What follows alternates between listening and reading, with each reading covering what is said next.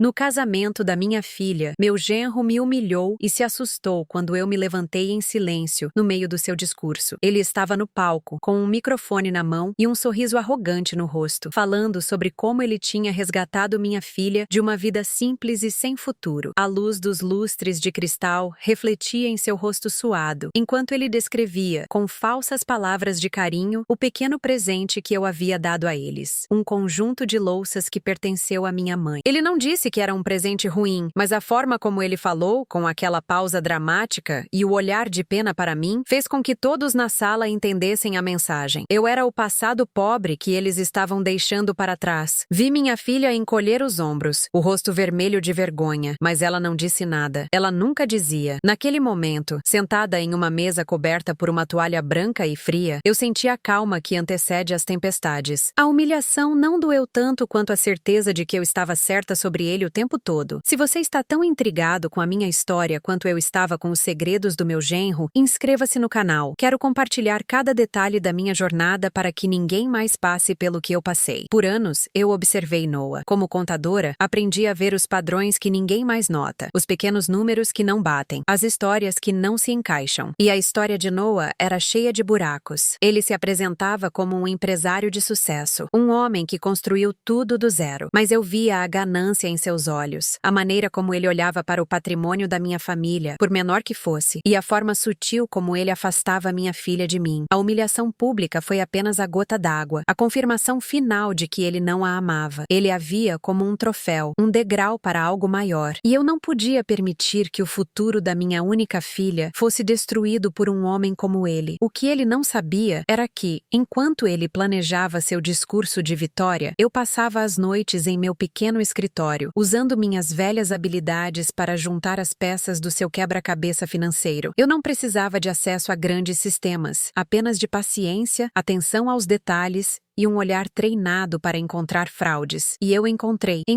tudo. Com o discurso dele terminado e os aplausos educados ecoando pelo salão, eu caminhei lentamente até o pequeno palco onde ficava o equipamento de som, gerenciado por um jovem chamado Daniel. Pedi a ele, com a voz mais doce e inofensiva que consegui fazer, se poderia passar um pequeno vídeo de homenagem que preparei para os noivos. Ele sorriu, achando o gesto adorável, e concordou na hora. Noah me olhou do outro lado do salão, um sorriso de deboche no rosto, provavelmente imaginando que eu exibiria fotos antigas e constrangedoras. Ele até fez um gesto para que todos prestassem atenção, como se dissesse: vejam a velhinha tentando ser moderna. Minha filha me olhou com súplica, pedindo para que eu não fizesse nada que a envergonhasse ainda mais. Eu apenas sorri de volta para ela, um sorriso que ela não entendeu. A música parou e as luzes diminuíram. O grande telão atrás do palco, que antes exibia fotos do casal, ficou preto por um instante. Então, a primeira imagem apareceu. Não era uma foto de infância, era um documento, um extrato bancário com um nome de empresa que ninguém ali conhecia. A segunda imagem era um registro de propriedade em nome de outra pessoa, mas comprada com dinheiro que saía da conta principal de Noah. Eu não precisei de microfone. As imagens falavam por si. Planilhas simples que eu mesma montei mostravam o fluxo do dinheiro, grandes quantias saindo da empresa de Noah para contas fantasmas, pagamentos para pessoas que não existiam, dívidas enormes escondidas sob camadas de mentiras. O murmúrio no salão começou baixo e foi crescendo até se tornar um zumbido de choque. Noah congelou. Seu rosto passou do branco para o vermelho e depois para um tom pálido e doentio. Ele olhou para mim, os olhos arregalados de pânico e ódio. Ele finalmente entendeu que a contadora quieta e de vida simples que ele tanto desprezava era a única pessoa que tinha visto através de sua farsa. O seu império de sucesso era um castelo de cartas, e eu estava soprando. A última imagem na tela era uma cópia da denúncia que eu havia protocolado nas autoridades fiscais naquela mesma manhã, com todas as provas anexadas. O casamento tinha acabado, e a vida que ele conhecia também. Eu olhei para minha filha, que chorava em silêncio. Meu coração doeu por ela, mas eu sabia que a dor da verdade, por mais terrível que fosse, era melhor do que uma vida inteira construída sobre uma mentira. Eu não me sentia vitoriosa, apenas justa. A justiça, às vezes, precisa ser servida fria, no meio de uma festa de casamento. O silêncio no salão era pesado, denso, quebrado apenas pelo zumbido do projetor. Ninguém se mexia. Os convidados pareciam estátuas de cera, com os olhos fixos no telão, depois em Noah e, por fim, em mim. O sorriso arrogante de Noah tinha desaparecido, substituído por uma máscara de puro pânico. Seus pais, Roberto e Angela, um casal que até então exibia um ar de superioridade, correram para o seu lado perto do palco. Angela sussurrava algo urgente para ele, enquanto Roberto olhava para mim com um ódio que eu podia sentir do outro lado do salão. A festa tinha se transformado em um tribunal, e eu era a promotora, a juíza e o júri. Noah finalmente se moveu. Ele deu um passo à frente, tentando arrancar o microfone da mão do mestre de cerimônias, que se afastou assustado. Sua voz, quando ele falou, saiu alta e instável, cheia de uma fúria desesperada. "Isso é um absurdo, uma mentira!" ele gritou, apontando um dedo trêmulo para mim. "Essa mulher está amarga. Ela nunca gostou de mim. Nunca aceitou que sua filha pudesse ter uma vida melhor do que a que ela teve. São documentos falsos.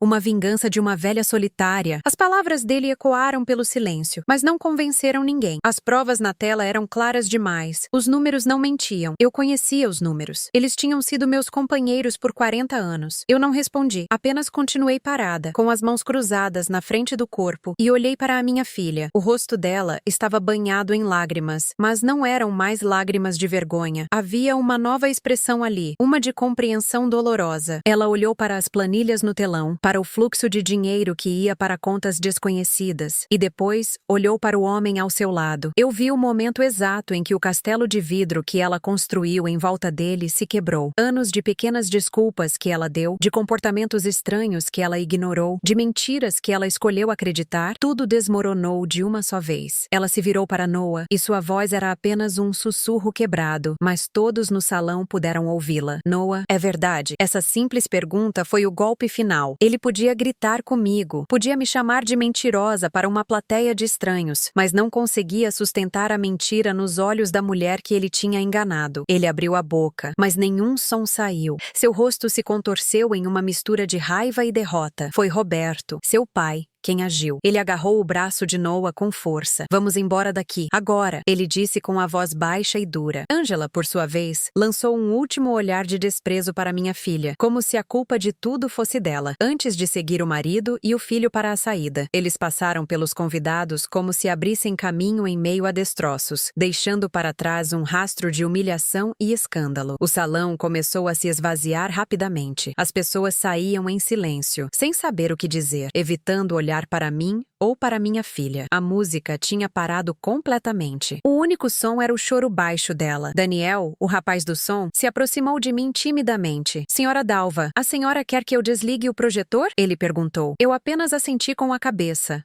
Agradecida. A tela ficou preta, e o salão mergulhou em uma penumbra triste, iluminado apenas pelas luzes de emergência. A festa de casamento mais curta e desastrosa da história tinha chegado ao fim. Caminhei até a mesa principal, onde minha filha estava sentada, sozinha, o vestido branco e caro parecendo uma fantasia cruel. Ela não levantou a cabeça quando me aproximei. Eu puxei uma cadeira e me sentei ao seu lado, em silêncio. Não havia palavras de consolo que pudessem curar aquela ferida naquele momento. Eu apenas estendi minha mão e a coloquei sobre a dela, que estava fria como gelo. Ela apertou meus dedos com força, um gesto desesperado em busca de algo real em meio a tantas mentiras. Ficamos ali por um longo tempo, enquanto os funcionários do salão começavam a limpar a festa que nunca aconteceu. Eu não me sentia uma heroína. Sentia o peso de ter quebrado o coração da minha própria filha para salvá-la de um futuro de dor ainda maior. Olhando para ela, para seu corpo encolhido pelo sofrimento, eu sabia que a estrada à nossa frente seria longa e difícil, mas, pela primeira vez em anos, ela não estava mais nas mãos dele, estava comigo, e juntas, nós iríamos reconstruir tudo, peça por peça, sobre a base sólida e dolorosa da verdade. A justiça tinha sido servida, não com champanhe, mas com lágrimas, e por enquanto, isso teria que bastar. Os dias que se seguiram foram silenciosos e cinzentos. Minha filha, Ana, mal saía do seu quarto. Eu a ouvia chorar durante a noite, um som baixo e contido que partia meu coração em 1000 pedaços. Eu preparava suas comidas favoritas. Deixava uma xícara de chá quente na porta, mas não forçava a conversa. Sabia que ela precisava do seu tempo, do seu luto. Ela não estava de luto por Noah, o homem de verdade, o golpista. Ela estava de luto pelo sonho que ele vendeu para ela, pela vida que ela acreditou que teria. Durante o dia, o telefone não parava de tocar. Eram parentes curiosos, amigos oferecendo um apoio constrangido e até mesmo alguns jornalistas de jornais locais que de alguma forma ficaram sabendo do escândalo. Eu não atendi nenhuma ligação. Meu mundo tinha se resumido àquela casa pequena e ao sofrimento da minha filha. Uma semana depois, ela apareceu na cozinha. Estava pálida, com olheiras profundas, mas seus olhos tinham uma nova clareza. Ela se sentou à mesa, enquanto eu coava o café. "Eu preciso ver tudo", ela disse, a voz rouca pelo desuso. Eu não precisei perguntar o que ela queria dizer. Fui até meu pequeno escritório e voltei com a pasta de documentos que eu havia montado ao longo dos meses. Coloquei sobre a mesa, entre nós duas. Por horas ficamos ali. Eu mostrava cada papel, cada extrato, cada registro falso. Expliquei, com a paciência de uma contadora, como o dinheiro fluía, como ele criava empresas de fachada para esconder dívidas e desviar fundos. Mostrei a ela os pagamentos para outras mulheres, disfarçados de despesas de consultoria. Diferente da noite do casamento, agora não havia choque, apenas uma aceitação fria e dolorosa. Ela não chorou, apenas absorveu cada mentira, cada engano, com uma quietude assustadora. Quando chegamos ao fim da pilha de papéis, ela levantou o olhar para mim. "Por que você não me contou antes, mãe?" Ela perguntou, sem raiva, apenas com uma tristeza genuína. Eu respirei fundo. "Por que você não teria acreditado, querida?" Eu respondi com sinceridade. "Você estava apaixonada pela história que ele contava. Qualquer coisa que eu dissesse seria apenas o ciúme de uma mãe solitária. Você precisava ver com seus próprios olhos. E ele precisava que o mundo inteiro visse junto, para que ele nunca mais pudesse enganar ninguém daquela forma." Ela assentiu lentamente, entendendo a lógica cruel por trás da minha atitude. A humilhação pública não foi só para me defender, foi para proteger futuras vítimas. Naquela tarde, algo mudou. Ana pegou o telefone e ligou para um advogado que eu tinha contatado, um homem chamado Ricardo. Ela falou com uma firmeza que eu não ouvia há anos, fornecendo todas as informações necessárias para anular o casamento e cooperar com as autoridades fiscais. As notícias sobre Noah começaram a aparecer. Seus bens foram congelados, seus sócios o abandonaram e a investigação oficial estava em pleno andamento. O império que ele construiu sobre mentiras desmoronou tão rápido quanto um castelo de cartas em uma ventania. Seus pais, Roberto e Ângela, desapareceram da vida social da cidade, engolidos pela vergonha que o filho lhes causou. A vida não voltou ao normal, porque o normal de antes era uma mentira. Nós criamos um novo normal. Começamos a caminhar juntas no parque pela manhã. Voltamos a cozinhar nos fins de semana, enchendo a casa com cheiro de bolo e de recomeço. Certa noite, eu estava lavando a louça quando Ana se aproximou e pegou um prato para secar. Era uma das peças do conjunto simples que pertenceu à minha mãe, o presente que Noah havia desprezado. Ela passou o pano sobre a porcelana com cuidado. "Sabe, mãe", ela começou, a voz baixa, "eu nunca gostei muito desses pratos. Achava eles velhos." Ela fez uma pausa e olhou para mim. "Mas agora, eu vejo que eles são fortes. Eles duraram muito tempo. São de verdade." Eu sorri, sentindo as lágrimas nos meus olhos. A ferida ainda estava ali, e talvez sempre estivesse, mas a verdade, por mais dura que fosse, tinha nos libertado. Juntas, com nossas peças simples e verdadeiras, estávamos reconstruindo não apenas uma vida, mas a nossa base, o nosso lar. A justiça tinha um gosto amargo, mas o recomeço era finalmente doce. Meses se passaram. Uma paz frágil se instalou em nossa casa. As folhas do outono caíam lá fora, e nós duas, Ana e eu, encontrávamos um novo ritmo. Ana começou a dar aulas de arte para crianças em um centro comunitário. Eu via a cor voltando ao seu rosto, a luz retornando aos seus olhos. Ela estava se curando, e eu me permiti respirar um pouco mais aliviada. A tempestade parecia ter passado, mas eu, como contadora, deveria saber que os débitos sempre voltam para serem cobrados. A cobrança chegou em um envelope pardo e oficial. Dentro, uma linguagem jurídica fria e afiada anunciava que Roberto, o pai de Noah, estava me processando por difamação. Ele alegava que eu havia destruído a reputação de sua família com acusações falsas e maliciosas, e pedia uma quantia em dinheiro que nos deixaria na rua pelo resto da vida. O terror voltou aos olhos de Ana. Por um instante, vi a mesma garota encolhida na festa de casamento. "Mãe, o que vamos fazer? Ele tem dinheiro, tem poder", ela sussurrou, o documento tremendo em suas mãos. Eu a abracei com força. "Nós vamos lutar", eu disse com mais certeza na voz do que sentia no coração. "Nós temos a verdade. É a única coisa que importa." Naquela mesma tarde, ligamos para Ricardo, nosso advogado. Ele foi honesto. A batalha seria longa e cara. Roberto não queria justiça. Ele queria nos esmagar, nos silenciar com processos e apelações até que não tivéssemos mais recursos para continuar. Enquanto Ricardo preparava nossa defesa, eu voltei para o meu pequeno escritório. Eu sabia que a fraude de Noah não poderia ter nascido do nada. A arrogância e a ganância dele eram espelhos do comportamento do pai. Eu só precisava encontrar a conexão. Passei semanas mergulhada em registros públicos, relatórios de empresas e notícias antigas do mercado financeiro. Era um trabalho lento, como procurar uma agulha em um palheiro. Foi então que decidi ligar para um velho amigo, Sérgio, um contador aposentado que, como eu, tinha um talento especial para farejar mentiras em balanços financeiros. Ele ouviu minha história em silêncio e, no final, disse apenas 2 palavras: me mande tudo. Uma semana depois, Sérgio me ligou. Sua voz estava carregada de uma excitação que eu conhecia bem, a emoção de resolver um quebra-cabeça complexo. Dalva, você não vai acreditar, ele começou. Roberto não estava apenas ajudando o filho. Ele era o mentor. Ele usava as empresas de fachada de Noah para lavar dinheiro de seus próprios negócios. Negócios que ele mantinha escondidos das autoridades fiscais há mais de uma década. A peça final do quebra-cabeça se encaixou. Não era sobre proteger o filho, era sobre proteger a si mesmo. O processo por difamação era uma cortina de fumaça, uma tentativa desesperada de nos intimidar para que parássemos de cavar. Com as novas provas em mãos, Ricardo mudou a estratégia. Não iríamos mais nos defender, iríamos atacar. Apresentamos todas as descobertas diretamente aos investigadores que cuidavam do caso de Noah. O cerco estava se fechando em volta de Roberto. Poucos dias depois, ele nos encontrou. Ana e eu estávamos tomando um café em uma pequena loja no centro da cidade quando ele entrou. Seu rosto era uma máscara de fúria contida. Ele parou ao lado da nossa mesa, a sombra dele caindo sobre nós. Vocês não sabem com quem estão se metendo, ele disse, a voz baixa e ameaçadora. Antes que eu pudesse responder, Ana se levantou. Ela não era mais a noiva assustada. Havia uma força nela que eu nunca tinha visto. Acho que é o senhor que não sabe com quem se meteu, ela disse, a voz firme e clara, sem um pingo de medo. Nós sabemos de tudo, Roberto. Cada pagamento desviado, cada empresa fantasma. O seu tempo acabou. A sua vida de mentiras acabou. Ele ficou sem palavras, o rosto pálido de choque. Ele olhou de Ana para mim, como se procurasse um ponto fraco, e não encontrou nenhum. Ele se virou e saiu da loja, um homem derrotado. Na manhã seguinte,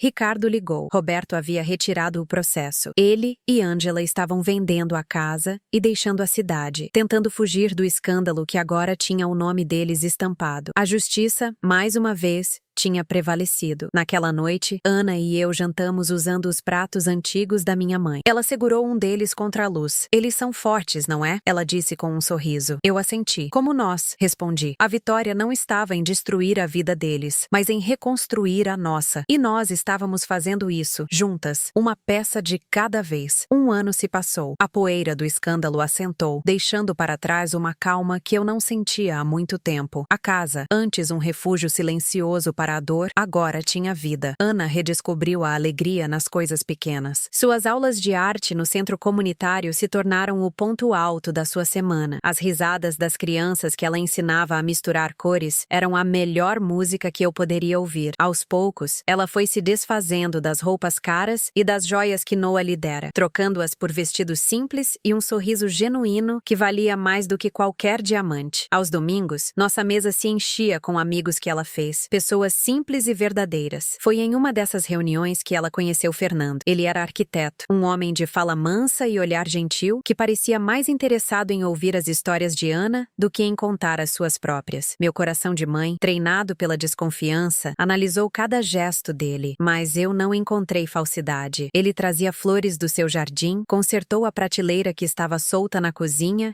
e, o mais importante, olhava para Ana com um respeito que eu nunca vi nos olhos de Noah. Eu queria ficar feliz por ela, e uma parte de mim ficava, mas a outra, a contadora de cicatrizes, mantinha um pé atrás, sempre esperando o outro sapato cair. A paz, no entanto, era frágil demais. A queda de um império como o de Roberto e Noah não acontece sem deixar destroços. E um desses destroços era Ângela. Ela não foi embora com o marido. Ficou na cidade, vivendo uma vida mais modesta, alimentando seu rancor rancor em silêncio, até que ela decidiu que o silêncio não era mais suficiente. Ela não nos procurou diretamente. Sua vingança foi mais sutil, como um veneno lento. Começou com sussurros no mercado, com olhares de pena falsos na rua. Ela contava para quem quisesse ouvir a história de uma sogra cruel e ciumenta que, incapaz de ver a felicidade da filha, inventou uma teia de mentiras para destruir um bom homem. Ela se pintava como a vítima, a mãe de coração partido cujo único filho foi injustiçado. Algumas pessoas, as que não nos conheciam, acreditaram. Comecei a sentir os olhares nas minhas costas, a ouvir as conversas que paravam quando eu me aproximava. Ana, com sua recém-encontrada força, tentava ignorar. Não ligue, mãe. Nós sabemos a verdade, ela dizia. Mas eu via que aquilo a feria. A sombra do passado estava tentando alcançá-la novamente. A situação chegou ao limite quando Angela apareceu na exposição de arte dos alunos de Ana no centro comunitário. Ela se aproximou de Ana com lágrimas nos olhos, segurando um pequeno pacote. Eu só queria dizer que te perdoo, querida.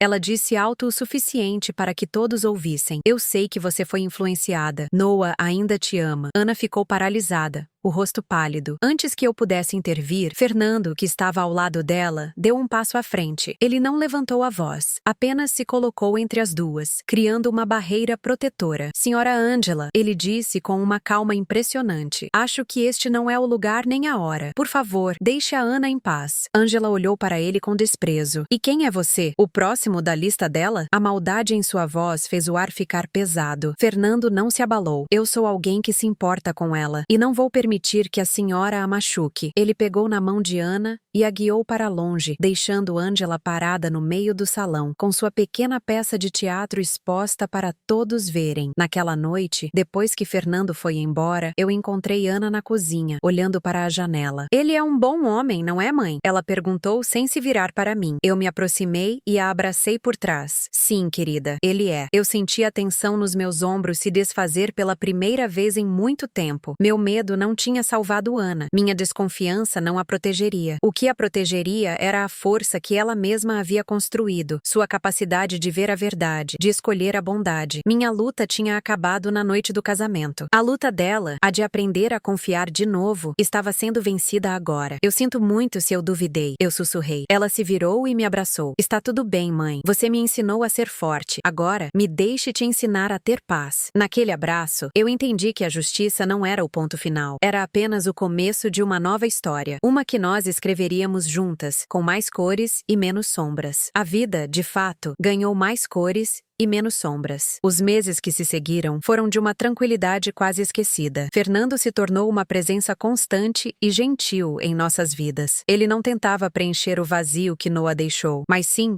ajudar Ana a construir algo novo naquele espaço. Ele a incentivava em seu trabalho no centro comunitário, aparecendo nas exposições com um sorriso orgulhoso e um buquê de flores simples. Eu o observava, meu coração dividido entre a esperança e o velho hábito da desconfiança. Ele parecia genuíno, mas eu já tinha me enganado antes. Aos poucos, porém, a calma em seus olhos e a maneira como ele celebrava cada pequena vitória de Ana foram quebrando minhas barreiras. Eu comecei a acreditar que, talvez, a felicidade fosse possível para minha filha novamente. Estávamos criando uma nova rotina, feita de jantares simples durante a semana e passeios no parque aos domingos. A ferida ainda existia, mas estava se transformando em uma cicatriz, um lembrete da batalha que vencemos. Até que, em uma tarde chuvosa de sábado, a paz foi interrompida por batidas na porta. Não era a batida firme de Fernando, nem a visita de algum vizinho. Era uma batida hesitante, quase tímida. Quando abri, vi uma jovem mulher parada na soleira, encharcada pela chuva. Ela não devia ter mais de 25 anos, com olhos grandes e assustados que pareciam carregar o peso do mundo. Desculpe incomodar, ela disse, a voz baixa e trêmula. A senhora é Dalva? Eu assenti, meu instinto de proteção imediatamente em alerta. Meu nome é Clara, ela continuou,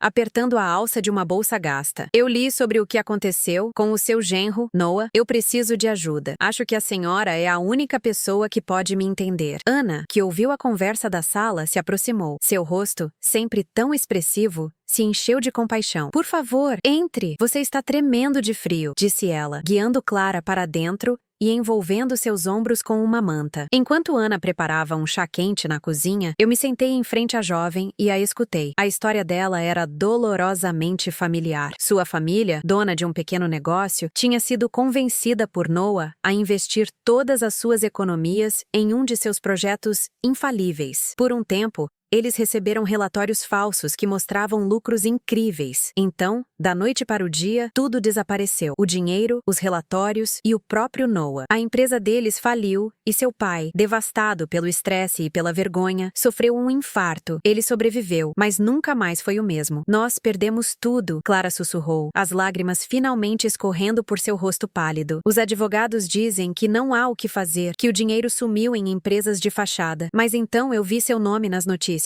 A contadora que o desmascarou. Eu pensei, talvez a senhora saiba de algo. Qualquer coisa. Ana olhou para mim, os olhos cheios de súplica. Ela queria ajudar. Eu via em cada fibra do seu ser. Mas meu instinto de contadora apitou como um alarme. A história era comovente, mas o mundo me ensinou que as aparências enganam. Qual era o nome da empresa em que vocês investiram, Clara? Perguntei, a voz mais firme do que eu pretendia. Ela me disse o nome, e uma memória fria percorreu minha espinha. Era um dos nomes que eu havia encontrado em minhas investigações, uma das muitas contas fantasmas de Noah. Pedi para que ela esperasse e fui até meu escritório. O lugar estava empoeirado, os arquivos intocados há meses, mas eu sabia exatamente onde procurar. Puxei a velha pasta com as provas contra Noah e folheei os papéis. Lá estava o nome da empresa que Clara mencionou, com transferências diretas para uma conta offshore. A família dela não era a única. Havia uma lista de nomes, de pequenas empresas, de pessoas que, como nós, acreditaram na história que ele contava. Voltei para a sala com a pasta na mão. Mostrei os documentos para Ana e Clara. Não havia mais dúvida. Era tudo verdade. Ana segurou a mão de Clara, seus olhos se encontrando em um entendimento silencioso de dor e perda. Naquele momento, eu entendi o que minha filha havia tentado me ensinar. A paz não era sobre se fechar para o mundo e se proteger de mais dor. Era sobre abrir a porta. Nós não temos dinheiro para te devolver o que você perdeu. Eu disse a Clara, com a voz embargada. Mas temos isso. Apontei para a pasta. Temos a verdade. E temos um bom advogado. Você não está mais sozinha nisso. A verdadeira justiça, eu percebi, não terminava em um salão de festas. Ela continuava.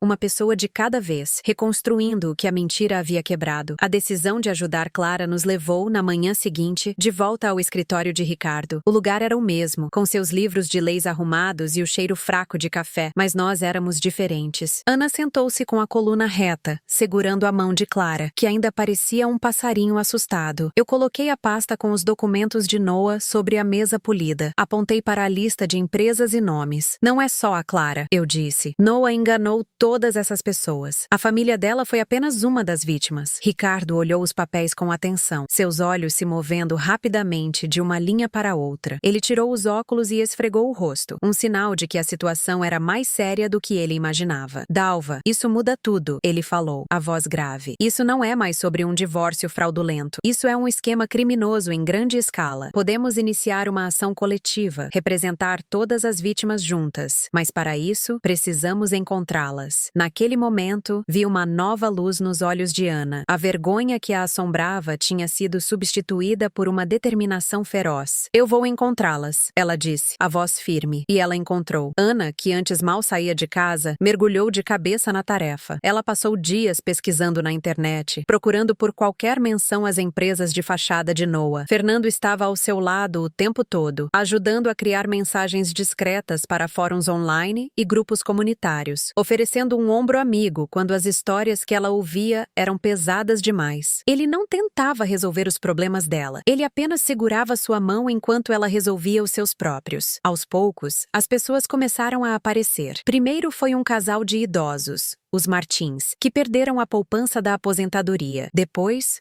um jovem chamado Bruno, um mecânico que sonhava em abrir sua própria oficina e investiu tudo o que tinha. Em 2 semanas, nossa sala de estar se tornou um ponto de encontro para um grupo de estranhos unidos pela mesma dor e pela mesma traição. Eles contavam suas histórias, alguns com raiva, outros com uma tristeza profunda. Eu mostrava a eles as planilhas, os caminhos que o dinheiro deles fez até sumir nas contas de Noah. Eu lhes dei provas, mas foi Ana quem lhes deu esperança. A nossa nova rotina, no entanto, não passou despercebida. Uma noite, O telefone tocou. Eu atendi, esperando ser um dos outros investidores. Mas a linha ficou em silêncio por um instante. E então uma voz distorcida, baixa e ameaçadora, disse apenas uma frase: "Pessoas curiosas se machucam", e desligou. Meu sangue gelou. Olhei para Ana, que conversava com Fernando na cozinha, rindo de algo bobo. O medo que senti por ela foi sufocante, mais forte do que qualquer humilhação que eu já tivesse sofrido. Eles sabiam o que estávamos fazendo. O império de Noah podia ter caído, mas as sombras que ele deixou para trás ainda eram longas e perigosas. Naquela noite, não consegui dormir. Sentei-me em meu escritório, a pasta aberta na minha frente. Pensei em desistir, em dizer a todos que era arriscado demais. Mas então me lembrei do rosto de Clara, do desespero do casal Martins, do sonho quebrado de Bruno. Lembrei-me de Ana, encolhida na festa de casamento, e de como ela se ergueu, mais forte do que antes. A vingança que eu planejei naquela noite tinha sido por ela, mas a justiça que buscávamos agora era por todos nós. O que você faria no meu lugar? A humilhação pública me paralisou, mas também me deu forças. Compartilhe sua opinião nos comentários. Quero saber se você me apoiaria nessa jornada. Na manhã seguinte, contei a Ana e a Fernando sobre a ligação. O medo brilhou nos olhos de Ana por um segundo, mas depois desapareceu, substituído pela mesma teimosia que ela herdou de mim. "Isso só prova que estamos no caminho certo, mãe", ela disse. Fernando concordou, colocando um braço protetor ao redor dela. "Não vamos deixar que eles nos intimidem. Vocês não estão sozinhas nisso." Com as novas provas e os testemunhos das outras vítimas, Ricardo deu entrada na ação coletiva. O caso ganhou a atenção da mídia. Nossos nomes estavam nos jornais, não como vítimas de um escândalo familiar, mas como parte de algo maior. A história não era mais sobre a vingança de uma mãe humilhada. Era sobre uma comunidade que se recusou a ser silenciada. Olhando para Ana, conversando com os outros membros do grupo, organizando documentos e oferecendo palavras de conforto, eu vi que ela não estava apenas reconstruindo sua vida. Ela estava ajudando a reconstruir a vida de muitos outros. A justiça era um caminho longo e muitas vezes assustador, mas pela primeira vez em muito tempo, eu sentia que não estávamos caminhando sozinhas. A minha guerra particular tinha acabado, mas a nossa luta pela justiça estava apenas começando. A ameaça anônima pairou sobre nós como uma nuvem escura, mas não nos parou. Pelo contrário, nos uniu ainda mais. As reuniões em nossa sala de estar continuaram, mas agora com um novo senso de urgência. Trancávamos a porta 2 vezes, e eu sempre olhava pela janela antes de abrir para alguém. O medo era um gosto amargo na minha boca, mas a determinação de Ana era o antídoto. Ela se tornou o coração do nosso pequeno grupo de injustiçados. Organizava as papeladas, consolava o casal Martins quando eles se sentiam sem esperança e até fazia Bruno rir com alguma piada boba. Vê-la assim, tão cheia de propósito, era a minha maior recompensa e também o meu maior pavor. Ela estava se expondo,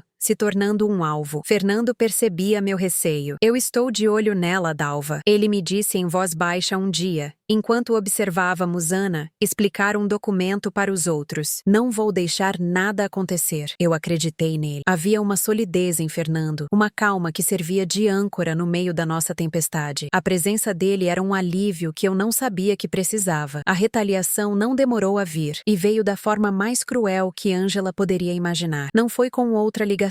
Foi com uma batida oficial na porta. 2 agentes do serviço social, uma mulher chamada Mônica e um homem chamado Sérgio, estavam parados em nossa soleira com expressões sérias. Eles receberam uma denúncia anônima de que Ana era uma mãe negligente, que estava colocando seu filho em risco ao se envolver com pessoas perigosas, e que a criança vivia em um ambiente instável. Acontece que Ana não tinha um filho. A denúncia era sobre uma criança imaginária. O absurdo da situação me atingiu primeiro, seguido por uma onda de fúria. Eles queriam nos pintar como loucas, como pessoas desequilibradas. Ana ficou pálida como papel, a acusação a atingindo em um nível pessoal e doloroso. Era um ataque baixo, destinado a destruir sua reputação e sua credibilidade. Mônica, a agente, olhou em volta da nossa casa limpa e arrumada, viu os papéis da ação judicial espalhados na mesa de centro e seu olhar suavizou um pouco. "Podemos entrar e conversar?" ela pediu educadamente. Eu os convidei para entrar, meu coração batendo forte contra as costelas. delas. Expliquei toda a situação, o casamento, a fraude de Noah, a perseguição de Angela. Mostrei a eles as provas que eu tinha reunido, os mesmos documentos que mostrei às outras vítimas. Ana, depois do choque inicial, recuperou a compostura. Com a voz firme, ela falou sobre seu trabalho no centro comunitário, sobre como estava ajudando outras pessoas a reconstruir suas vidas. Ela não chorou, nem gritou. Ela apresentou os fatos com uma dignidade que encheu meu peito de orgulho. Sérgio, o outro agente, anotava tudo em um caderno. A denúncia menciona especificamente que a senhora tem um filho pequeno que não está sendo cuidado. Ele disse, olhando para Ana. Foi nesse momento que Fernando, que tinha chegado para o jantar e ouvido a parte final da conversa, interveio. Ele não entrou em pânico. Ele pegou seu celular. Com licença, disse ele calmamente. Eu instalei uma câmera de segurança na porta da frente há algumas semanas, depois que a senhora Mayra Dalva recebeu uma ligação estranha. Acredito que a pessoa que fez essa denúncia falsa pode ter vindo até aqui para ter certeza de que vocês viriam. Ele mexeu no aparelho por um instante e virou a tela para os agentes. A imagem era clara. Angela, parada na calçada do outro lado da rua, escondida atrás de uma árvore, observando a chegada do carro do serviço social. Seu rosto estava tenso, uma mistura de expectativa e maldade. Ela estava ali, assistindo seu plano sujo se desenrolar. A prova era irrefutável. A denúncia não era anônima. Era uma arma, e nós sabíamos exatamente quem a tinha disparado. Mônica suspirou, um som de cansaço e irritação. Acho que já temos tudo o que precisamos, ela disse, fechando seu caderno. Peço desculpas pelo incômodo. Falsas denúncias são um crime sério. Eles se levantaram para sair, mas antes de ir, a agente se virou para Ana. A senhora é muito forte. Não deixe que pessoas assim te derrubem. Quando a porta se fechou, um silêncio tomou conta da sala. Então, Ana começou a rir. Não era um riso de alegria, mas de alívio, de quem encara o absurdo e o vence. Eu a abracei, e logo Fernando se juntou a nós. A tentativa de Angela de nos quebrar tinha falhado. Na verdade, ela tinha nos dado uma nova arma. Ricardo ficou radiante quando contamos a ele. Intimidação de testemunha, denúncia caluniosa. O buraco que Noah e sua família estavam cavando ficava cada vez mais fundo. Naquela noite, não sentimos medo, sentimos força. A luta estava longe de terminar, mas agora sabíamos que juntos poderíamos enfrentar qualquer sombra que eles mandassem em nossa direção. A tentativa de Angela de nos destruir se tornou nossa maior arma. Ricardo,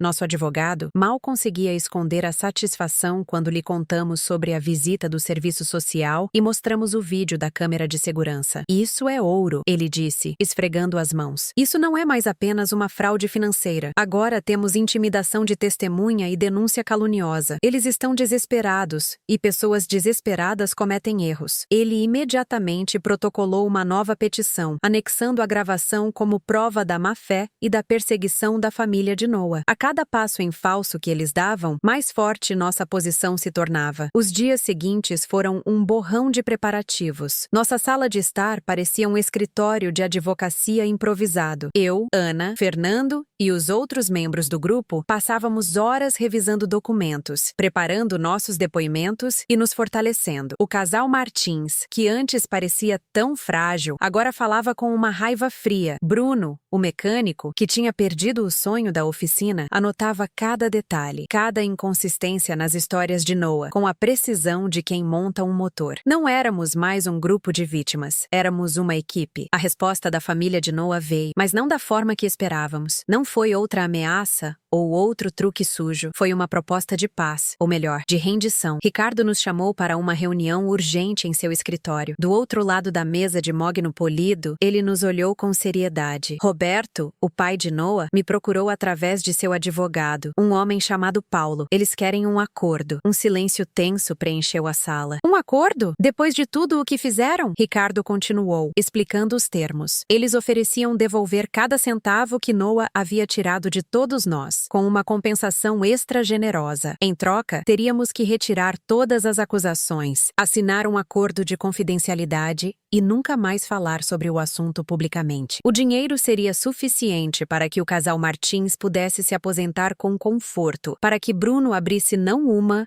mas 2 oficinas, e para que todos os outros recuperassem suas vidas. A única condição era que Noah não enfrentasse um julgamento criminal. Eles queriam comprar nosso silêncio para salvar o filho. Eu olhei para os rostos ao meu redor. Vi a dúvida nos olhos do Sr. Martins. Ele olhou para a esposa, a mão dela tremendo sobre a mesa. A vida inteira deles estava naquela proposta. Vi a fúria no rosto de Bruno, que balançava a cabeça em negação. Dinheiro não traria de volta a confiança que ele perdeu. E então, olhei para Ana. Ela estava quieta, os olhos fixos em um ponto invisível na parede. Todos esperavam que ela falasse. Ela tinha se tornado nossa voz. Finalmente, ela respirou fundo. Esse dinheiro, disse ela, a voz clara e firme, é um cala-boca. É o preço que eles acham que nossa dignidade custa. Eles querem que a gente pegue o dinheiro, desapareça e deixe que eles continuem com suas vidas, sem nenhuma consequência real pelos seus atos. Ela se virou para o casal Martins. Eu entendo o que essa quantia significa para vocês. Eu entendo de verdade. E ninguém aqui julgaria se vocês aceitassem. Seus olhos encontraram os de Bruno. E eu entendo sua raiva, porque eu sinto a mesma. Ele não me roubou dinheiro. Ele roubou anos da minha vida. Ela se levantou e caminhou até a janela, olhando para a cidade lá embaixo. Mas isso não é mais sobre o que cada um de nós perdeu. É sobre garantir que ninguém mais perca. Se aceitarmos esse acordo, Noah estará livre para fazer isso de novo com outras pessoas, em outro lugar. Ele não vai aprender nada. A justiça não é só sobre receber de volta o que é nosso. É sobre garantir que o errado seja punido. Ela se virou para nós e pela primeira vez vi a mesma chama de aço que eu sentia dentro de mim brilhando em seus olhos. Eu não sei vocês, mas eu quero vê-lo em um tribunal. Eu quero que ele responda pelo que fez, não com um cheque, mas perante um juiz. Eu voto não. 1-1, todos na sala concordaram. A decisão foi unânime. Ricardo sorriu, um sorriso genuíno de orgulho. Ele ligou para o advogado de Roberto na nossa frente e recusou a oferta formalmente. Quando desligou o telefone, o ar na sala estava diferente. Não havia mais medo ou incerteza. Havia apenas uma resolução fria e inabalável. A guerra de Noah tinha criado uma força que ele nunca poderia prever. Estávamos prontos para o tribunal. E pela primeira vez, eu tinha certeza de que iríamos vencer. A porta do escritório de Ricardo se fechou. E por um instante, o único som foi o da nossa respiração coletiva. A decisão estava tomada. Não haveria acordo. Não haveria silêncio comprado com dinheiro. Haveria um julgamento. Ricardo nos olhou, um por um, e seu rosto, normalmente sério, se abriu em um sorriso de respeito. Vocês são corajosos, ele disse. Muitos não teriam essa força. Agora, o trabalho de verdade começa. E começou. As semanas que antecederam o julgamento foram uma maratona de nervos e cafeína. Nossa casa se tornou o quartel-general da operação. A mesa de jantar vivia coberta de pastas, cópias de documentos e anotações. Fernando cuidava da logística, garantindo que todos tivessem o que comer e beber durante nossas longas noites de trabalho. Seu apoio silencioso era uma rocha para Ana e para mim. A família de Noah não ficou parada. Eles contra-atacaram com uma campanha de difamação na imprensa. Pequenos jornais e blogs online começaram a publicar artigos que nos pintavam como vilões. Eu era a sogra amarga e vingativa. Ana era a filha instável e manipulada. Os Martins eram um casal de idosos senes que foram facilmente enganados. E Bruno era um mecânico fracassado, tentando tirar proveito da situação. Cada artigo era uma facada, uma tentativa de destruir nossa credibilidade antes mesmo de pisarmos no tribunal. No começo, doía. Liamos as mentiras e sentíamos a raiva queimar. Mas, com o tempo, a dor se transformou em combustível. Eles podiam controlar a narrativa na mídia, mas no tribunal, apenas as provas importariam. Finalmente, o primeiro dia do julgamento chegou. O ar do lado de fora do tribunal era frio, mas o sol brilhava. Um contraste estranho com a tempestade que sentíamos por dentro. Entramos juntos, como um exército pequeno e determinado. Do outro lado do corredor, vimos Noah e sua família. Ele usava um terno caro, o cabelo perfeitamente arrumado, mas seus olhos não conseguiam esconder o pânico. Ele nos fuzilou com o olhar, um ódio frio que não tinha mais o poder de me intimidar. Angela estava ao seu lado, o rosto uma máscara de desprezo, enquanto Roberto parecia mais velho, os ombros curvados sob o peso do escândalo. Sentamos na primeira fila, um ao lado do outro. Ana segurou minha mão, seus dedos gelados, mas seu aperto era firme. O juiz entrou, um homem de aparência severa, e o silêncio tomou conta da sala. Ricardo começou sua declaração de abertura. Com a voz calma e precisa, ele contou a história não de uma fraude financeira, mas de vidas destruídas. Ele falou sobre os sonhos do casal Martins,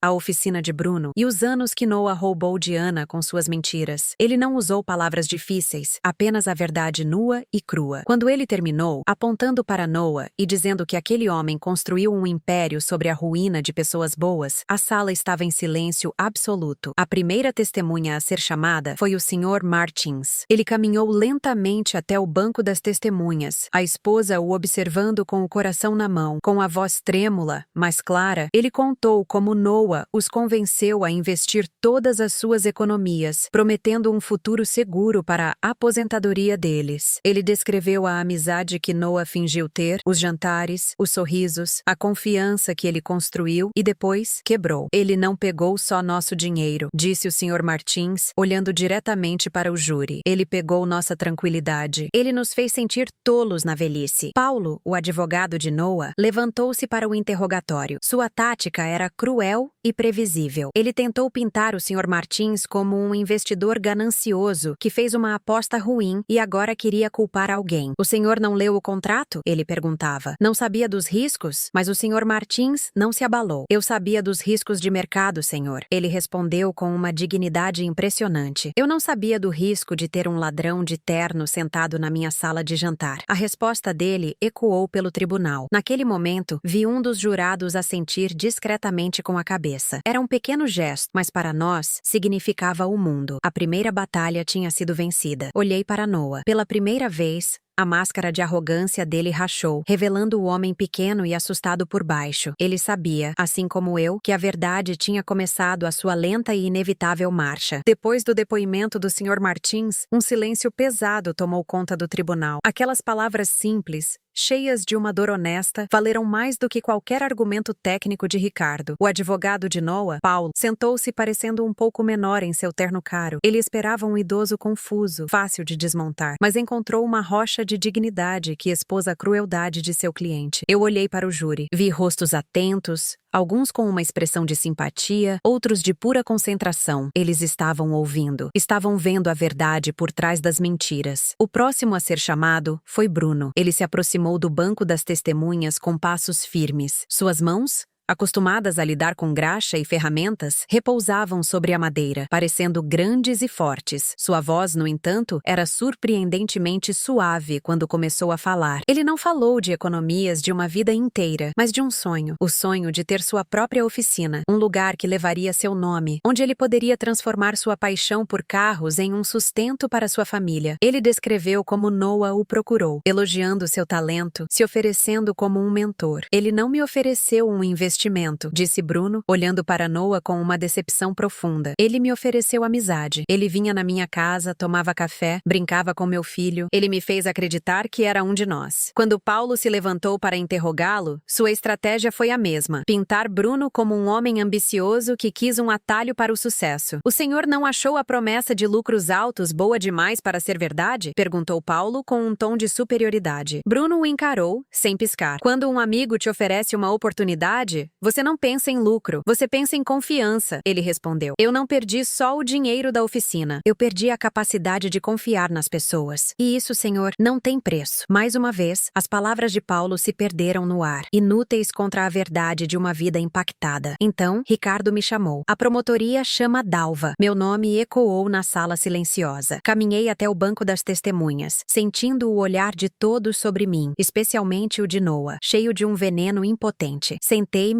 e ajustei o microfone. Eu não sentia nervosismo, apenas uma calma gelada. Ricardo começou com perguntas simples sobre minha profissão, minha relação com Ana e quando conheci Noah. Respondi a tudo com clareza e objetividade. Então, ele me pediu para contar ao júri como descobri as fraudes. Não precisei de papéis. Os números estavam gravados na minha mente. Expliquei da forma mais simples que pude, como os pequenos detalhes nunca batiam, os relatórios de lucros que não correspondiam aos extratos bancários, as despesas de empresas que não existiam, o dinheiro que saía para contas no exterior e voltava com outro nome. Como contadora, eu disse, olhando diretamente para o júri. Aprendi que os números têm uma história para contar, e a história que os números de Noah contavam era de engano, roubo e mentiras. Eu não levantei a voz, não usei palavras de raiva, apenas apresentei os fatos, um após o outro, construindo um muro de provas em torno de Noah. Quando terminei, foi a vez de Paulo. Ele se aproximou com um sorriso que tentava ser amigável. Senhora Dalva, é justo dizer que a senhora nunca aprovou o relacionamento de sua filha com o Sr. Noah? É justo dizer que eu nunca aprovei o caráter dele. Corrigi. O sorriso dele vacilou. A senhora não se sentiu humilhada no casamento quando ele fez uma brincadeira sobre seu presente? Sim, eu me senti. Respondi com honestidade. Então, toda essa investigação, essa denúncia, não é nada mais do que uma vingança pessoal de uma sogra magoada? Ele perguntou com a voz alta para que todos ouvissem. Houve um murmúrio na sala. Eu esperei o silêncio voltar. Senhor Paulo, comecei, a voz firme e baixa. Quando um médico encontra uma doença, ele a trata porque é seu trabalho, não por vingança contra o vírus. Eu sou contadora. Eu encontrei uma fraude. Denunciá-la não foi vingança. Foi a única coisa certa a fazer. Ele ficou sem palavras. O ataque dele tinha se desfeito. Ele voltou para sua mesa, derrotado. Naquele dia, no tribunal, a verdade não gritou. Ela foi apresentada, planilha por planilha, e foi o suficiente. Quando voltei para o meu lugar, Ana apertou minha mão com força. Seus olhos estavam cheios de lágrimas não derramadas, mas também de uma nova determinação. Ela tinha visto a verdade ser dita de forma clara e inegável, e isso pareceu dar a ela a força que faltava. Do outro lado, Noah me encarava com puro ódio. A máscara de homem de sucesso tinha caído por completo, revelando apenas um criminoso encurralado. Seus pais, Roberto e Ângela, cochichavam entre si, os rostos pálidos de preocupação. Eles sabiam que o jogo estava virando de forma decisiva. O silêncio na sala era a prova de que minhas palavras, simples e baseadas em fatos, tinham atingido o alvo. Ricardo se levantou novamente. A promotoria chama Ana. O nome dela soou como uma sentença. Todos os olhares se voltaram para minha filha. Ela respirou fundo, soltou minha mão e caminhou até o banco das testemunhas com uma postura que eu não via há anos. Ela não parecia a moça envergonhada do casamento, mas sim uma mulher pronta para reivindicar sua história. Sentou-se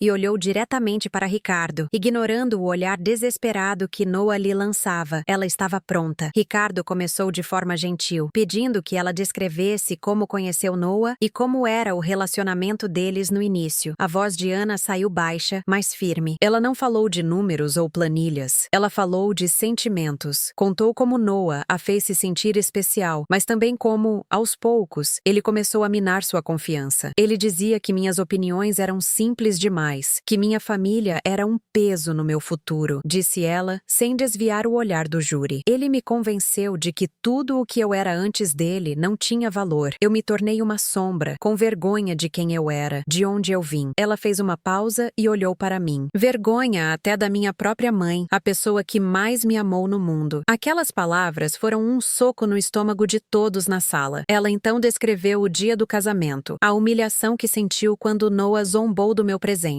Eu fiquei quieta porque era o que eu tinha aprendido a fazer, confessou, a voz embargada. Ficar quieta para não criar problemas, para manter a paz. Mas não era paz, era a minha prisão. Quando Paulo, o advogado de Noah, se levantou, ele tentou a mesma tática de antes. Ele tentou pintá-la como uma cúmplice interesseira. A senhora não gostava dos presentes caros, das viagens, dos jantares em restaurantes de luxo? Ana o encarou e pela primeira vez vi a chama de aço em seus olhos. Eu gostava de me sentir amada, ela respondeu. O que eu não sabia é que tudo aquilo era apenas o cenário de uma peça de teatro. Eu era parte do disfarce dele, e o preço que paguei por esses luxos foi a minha voz. Hoje, estou aqui para recuperá-la. Paulo não tinha mais perguntas. Ele se sentou, visivelmente abalado. O testemunho de Ana tinha sido devastador. Ela não era uma vítima frágil, era uma sobrevivente. Os argumentos finais foram breves. Ricardo resumiu o caso, falando não apenas da fraude, mas das vidas que Noah usou